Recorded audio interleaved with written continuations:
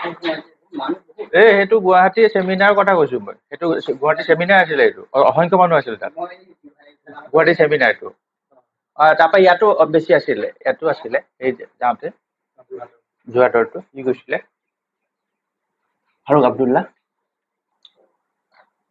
আজি তেতিয়া ইয়াতে হওক নহয় জানো ক্লাছটো হয় না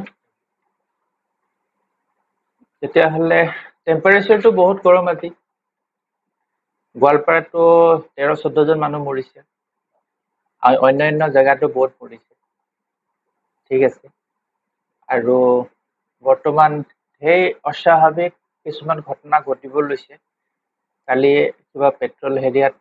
জ্বলি পেলাই বাহিৰৰ দেশতো বহুত ক্ষয়ক্ষতি মানুহ মৰিছে বাহিৰতো বহুত এইখিনি সমস্যাটোত আজি ঠিক এইখিনি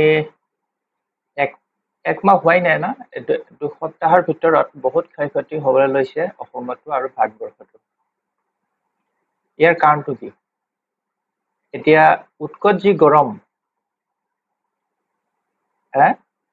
একচুৱেলি উৎকট গৰমটো যিটো হৈছে তাত 35-36 ডিগ্ৰী আছে 39 লৈকে আছে আগতো গৈছিলে কিন্তু হিউমিডিটি বোলা যিটো বস্তু মানে যিটো উত্তাপটো সেইটো বেছি হৈছে ইয়াৰ কাৰণটো কি আপোনালোকে জানে উত্তৰ আছে দুটা চকুৰে যদি চাই বেলেগক যদি অনুকৰণ কৰে তেতিয়াহ'লে ক'ব আৰু অন্যহাতে বিজ্ঞানৰ যিটো দৃষ্টিত আৰু বিজ্ঞানৰ যিটো ভংগীত বিজ্ঞানে এতিয়া কৈছে যে গৰম হ'ব আৰু জলদি মানে হেৰি হ'ব বৰষুণ হ'ব বৰষুণ ধুমুহা হ'ব কাইলৈ ৰেড এলাৰ্ট দিছে বিজ্ঞানে কৈছে আৰু আজি বিজ্ঞানে কৈছিলে যে 39 ডিগ্ৰী কাইলৈ উত্তাপ বাঢ়ি যাব কিন্তু বিজ্ঞানৰ কথাবিলাক চব উল্টা হৈ গৈ আছে না আজি 36 ডিগ্ৰী আছে মই জাষ্ট ৰিচেণ্ট চাইছিলোঁ গতিকে বিজ্ঞানৰ যি ভৱিষ্যবাণী মিছা হৈ যায় কিন্তু তাত মানুহে ডাক্তৰে যেতিয়া ট্ৰিটমেণ্ট কৰে যে ৰং ট্ৰিটমেণ্ট কৰে তাক প্ৰত্যেকেই নীৰৱে সহ্য কৰে সেইটো কোবটো আৰু মাৰটো চবেই খায় কিন্তু মনে মনে থাকে আৰু যদি এষ্ট্ৰলজি এজন এষ্ট্ৰলজাৰে যাৰ কিছু দক্ষতা আছে কিন্তু তাৰ সিহঁতৰ কথা আৰু বিষয়বিলাক সমালোচনা আৰু কটু দৃষ্টিৰ চাবৰ কাৰণে কপট দৃষ্টিৰে চাবৰ কাৰণে চকু থৰ হৈ থাকে নহয় জানো গতিকে ইয়াত এই বস্তুটো যিটো হৈ গ'ল ইয়াৰ কাৰণটো কি যে ইমানখিনি টেম্পাৰেচাৰ কিয় হৈছে দুটা চকু ডেট মিনছ বিজ্ঞানৰ বাদে যদি 3 নম্বৰ চকুটো এপ্লাই কৰা হয় আৰু সেইটো হৈছে জ্ঞান চক্ষু যিটো ডিভাইনিটি তাক যদি চোৱা যায় যে পৃথিৱীত যিমানে যেতিয়া যিমান পাপ বাঢ়িব সিমানে মানুহৰ কাৰণে প্ৰকৃতিয়ে বিৰূপ ভগৱানে মানে বিৰূপ সৃষ্টি কৰিব আৰু যদি চোৱা যায় প্ৰখৰ উত্তাপ আৰু তাপ হৈছে নহয় জানো আৰু ইয়াৰ এইটোৰ ৰেকৰ্ড যিটো আছে না সেইটো কৈছে যে ভংগ হৈ গৈছে ভংগটো হৈ যাব গ্ৰেজুৱেলি কমাত বাঢ়ি গৈ থাকিব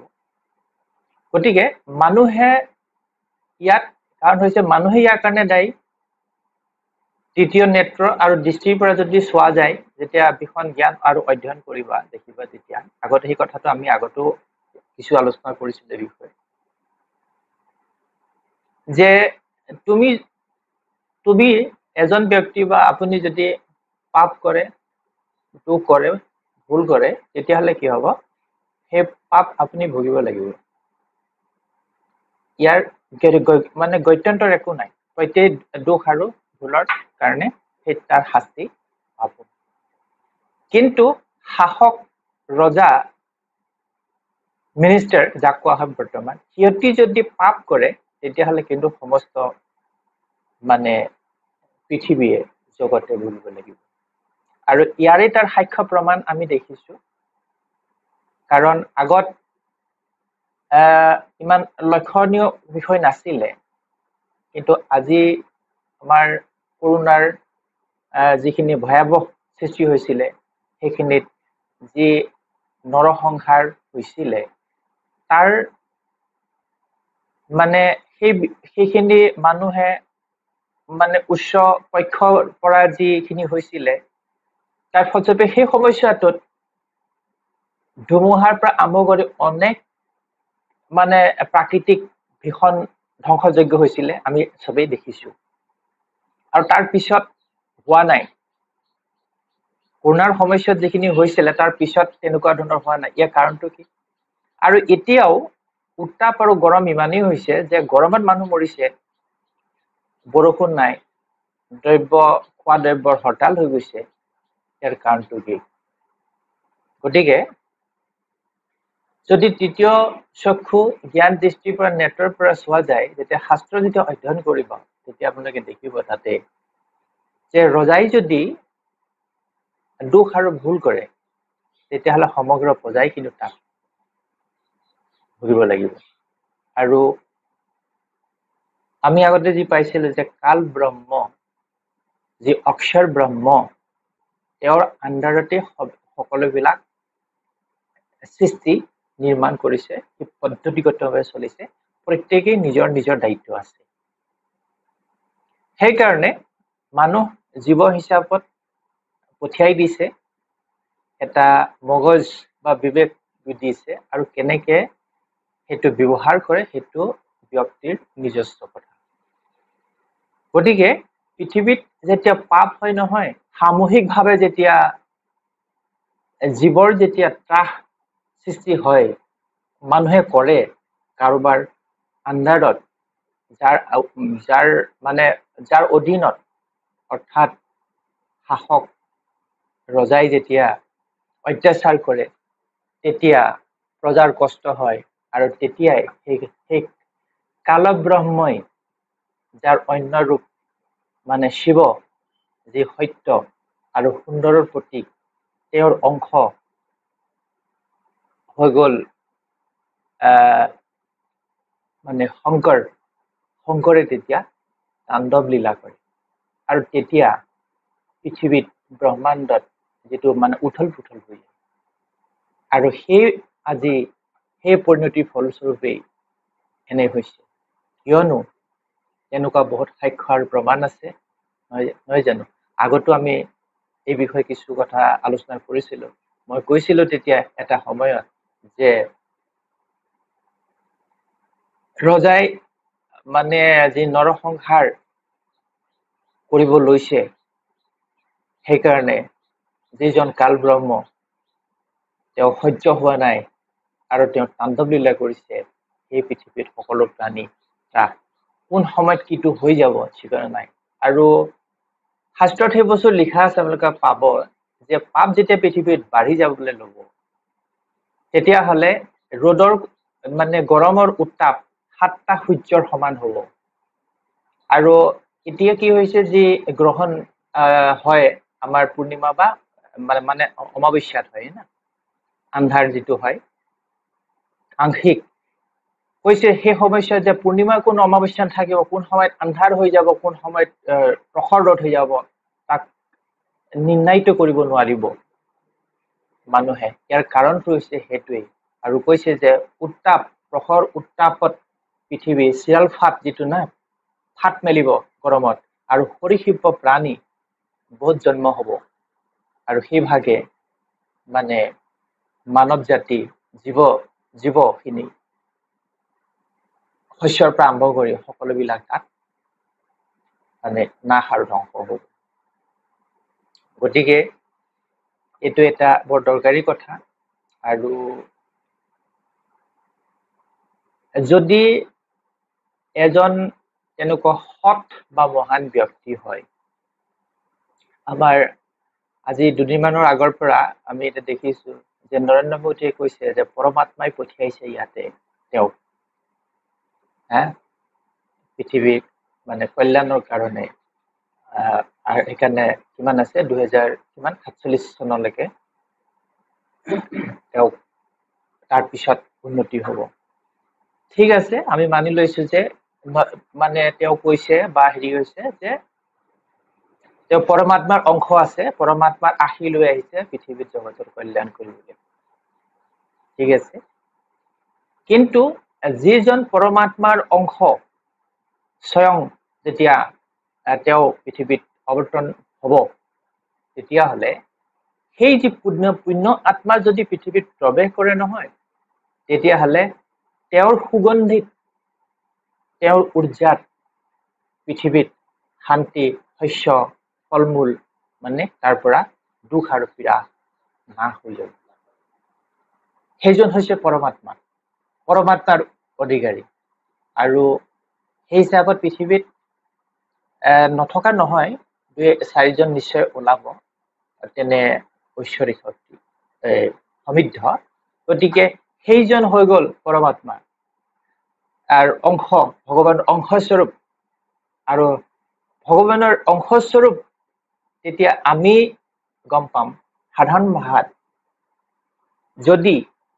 আপোনাৰ ঘৰত এজন ব্যক্তি আহিলে, এজন গুৰুৰ আপুনি পৰামৰ্শত বা এজন ব্যক্তি আপোনাৰ দোকানত প্ৰথম দিনা মানে দোকান খোলোতে যেতিয়া গ'ল, সেই ব্যক্তিজনৰ আবিৰ্ভাৱে যেতিয়া সেই সময়ছোৱাত দোকানখনৰ উন্নতি বিক্ৰী যদি বৃদ্ধি কৰে, জানিব যে সেইজন মানুহ এজন মানে সৎ আৰু ঈশ্বৰৰ মানে দৈৱত্য তুল্য ব্যক্তি।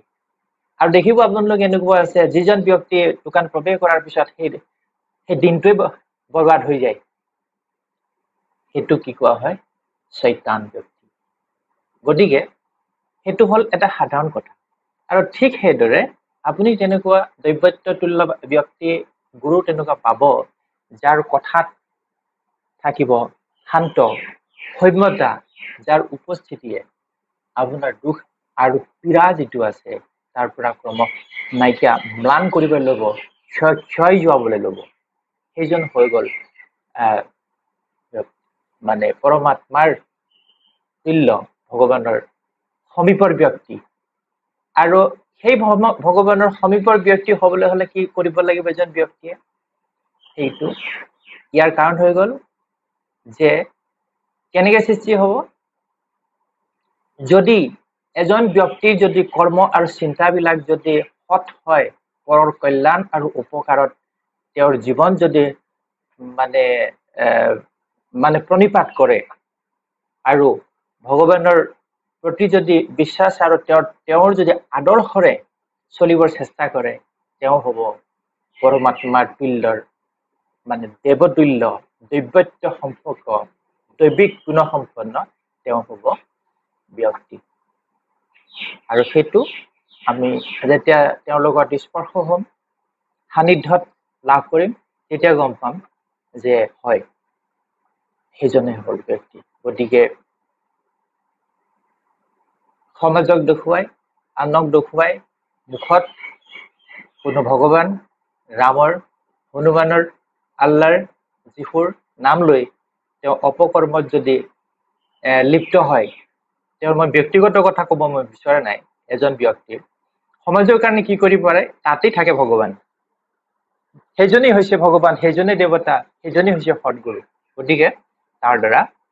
গম পোৱা যাব। আৰু সেইটো বৰ্তমান পৃথিৱীত নাই। আৰু সেই হিচাপত মই চেষ্টা কৰিছো, বহুত গৰম পৰিছে, মই আজি দুদিনলৈকে মই একো কোৱা নাই। আজি কৈছো, কালি মই কৈছো যে মই জানো যে তুমি তোমাৰ বিৰুদ্ধে সব চলিছে। গতিকে যদি মই সৎ হয়, তোমাৰ ভক্ত হয়, গতিকে বাকীবোৰ জীৱলে জগতৰ কল্যাণ কৰিবলৈ চাই তুমি ইয়াক নিয়ন্ত্ৰণ কৰা, ৰক্ষা কৰা। আৰু আশা ৰাখিছো মই যে শীঘ্ৰেই ইয়াৰ উন্নতি হ'ব। আৰু ইণ্টাৰেষ্টিং কথা, মই আগতো তেনেকুৱা মই পাইছো, যেতিয়া মই চন্দননগৰত আছিলো, ইমান উৎকট গৰম, একেদিনাই হয়নে, একেদিনা আহো, গোটেই পেণ্ট মানে আণ্ডাৰৱেৰ চব ঘামি হেৰি হৈ যায়। তেতিয়া মই ভাবো, কাৰণ এটা কথা ঠিক, ভক্তি, বিশ্বাস আৰু প্ৰেম ভগৱানৰ প্ৰতি যিটো আছে না, সেইটো কেৱল আস্থা আৰু তেওঁৰ মাজত সম্পৰ্ক চলে। সেইটো যদি তুমি কোৱা যে ঠিক আছে আপুনি যদি ইমানেই ভক্ত হয় তেতিয়াহ'লে আমুকটো কৰি দেখুওৱা, সেইটো হ'ব অহংকাৰ যদি সেইটো মই চেষ্টা কৰো। কাৰণ কাৰণ এটা কথা, যদি মহাকাল যদি ৰুদ্ৰ যদি সংহাৰ কৰিব পাৰে, তাণ্ডৱ লীলা কৰি এই সমস্যা যি পৃথিৱীৰ কাৰণে যদি কৰিব বিচাৰে, তেতিয়াহ'লে তেওঁ সংহাৰো কৰিব পাৰে, কিন্তু সেই কামটো নকৰে। কিয় নকৰে? চব নিয়মবদ্ধ। কাৰণ এনেকুৱা এটা উদাহৰণ আছে, যেতিয়া ৰাৱণ যেতিয়া ভগৱান শিৱৰ পৰম ভক্ত আছিলে, ৰাৱণৰ সমান গুণী আৰু জ্ঞানী নাছিল আমি জানো। যেতিয়া তেওঁ প্ৰথম পাপ কৰিছিলে, বেদমতীক যেতিয়া তেওঁ মানে যিটো মানে সতীত্ব নাশ কৰিব কাৰণে, তেতিয়া ভগৱান শিৱে তেওঁক নিমিষতে মানে ৰাৱণক শেষ কৰি দিবলৈ মানে লৈছিলে। তেতিয়া পালনহাৰ ভগৱান বিষ্ণুৱে ক'লে যে মহাদেৱ আপুনি কি কৰিছে? কাৰণ জানেই যে ৰাৱণৰ জন্মৰ বিষয়ে আপুনি জানেই, সকলোতো আপুনি জ্ঞাতা, কাৰণ ইয়াৰ মৃত্যুটো মোৰ হাততহে আছে। আৰু যেতিয়ালৈকে তাৰ শেষ চূড়ান্ত পৰ্যায়ে নাপায়গৈ এটা সময়, তেতিয়ালৈকে তাৰ মৃত্যুটো নহয়। গতিকে সেইকাৰণে মানে তেওঁৰ ইচ্ছামতে চলিব আৰু সেই কামটো নকৰে, আৰু কোনো সৎগুৰুৱে সেই কামটো নকৰে। কিন্তু সেই সমস্যাটোত মই যিটো কলো যে চন্দননগৰ যেতিয়া আছিল, ইমান উৎকট গৰম, ভীষণ গৰম আছিলে, মই মনত আছে এবাৰ, তেতিয়া মই সূৰ্যদেৱক চাই কৈছো মই যে তোমালোকে দেৱতা হয়, তোমালোকৰ কৰ্তব্যৰ বিপৰীত কাম কৰিছা, যে উত্তাপ দিছা। ভগৱানে একমাত্ৰ য'ত নেকি তেওঁ জগতৰ কল্যাণটো কৰে, তেতিয়া মোৰ আৰাধ্যক মই কৈছো যে জলদি মানে বৰষুণ লাগে, ঠাণ্ডা লাগে, নেক্সট ডে ধাৰাসাৰ বৰষুণ। গতিকে সেই কামটো কেৱল এজন সৎগুৰু, সৎ ব্যক্তিয়ে কৰিব পাৰিব। সেইটো তাৰ কাৰণে কোনো চাৰ্টিফিকেট কাৰোবাক প্ৰমাণ দিবলৈ দৰকাৰ নাই। আৰু সেইজন ব্যক্তি যেতিয়া কাৰোবাৰ ঘৰত কাৰোবাৰ কোনোবাই যদি তেওঁ সান্নিধ্যত আহে, নিশ্চয় তাৰ পৰা যদি উপকৃত হয়, জনা যাব সেইজন হৈছে মানে পৰমাত্মাই পঠোৱা ব্যক্তি। তাৰ কাৰণে নৰেন্দ্ৰ মোদীৰ গতে নিজে চাৰ্টিফিকেট দিয়াৰ দৰকাৰ নপৰে, নহয় জানো? গতিকে সকলোৱে সৎ কাম কৰক, সৎ হওক, ঠিক হওক। গতিকে তেতিয়া নিশ্চয় এই পৃথিৱীত যি চলি আছে সন্ত্ৰাস মানে ধ্বংস, তাৰ পৰা সকলোৱে নিশ্চয় মুক্তি পাব। মৰা মৰিব, কষ্ট পাব, চব হ'ব যদি সৎ মাৰ্গত চলা যায়, কৰ্ম আৰু জ্ঞানৰ ভক্তিৰ কল্যাণৰ মাধ্যমেদি নিশ্চয় তাৰ পৰা উপকৃত হ'ব।